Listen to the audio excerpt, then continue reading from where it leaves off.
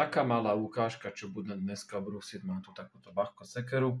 Tu kolega vyštrbil na pletive. Tak mu prebrúsim. Mám tu takúto Teskoma.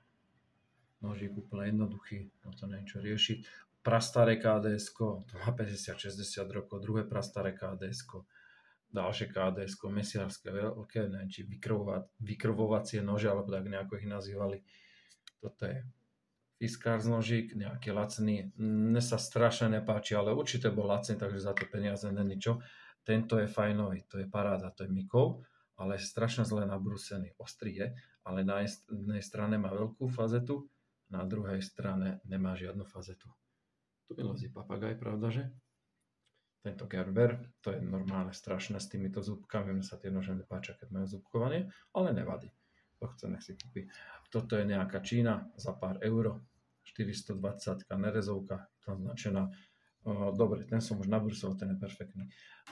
Toto je takáto krásna, jemná ihlička, kúpená v Piešťanoch, ak sa nemýlim, a je k tomu aj bloček 130 korún slovenských, to stálo 20 rokov dozadu. Tam je malý operený inštalatér niečo robiť s radiátorom. Tu máme tento nožík na stromčeky. Ten je už nabrúsený, ten je jak žiletka, ten ho nechopí. A potom tohto malého švajčára. Takže tak, máme nachystané na brúsenie, ale čo máme nabrúsené? Ty mi čo tu robíš? Dáme papagája, aby to bolo pekné. Poď na tie moje špinavé prsty brúsace. Poď.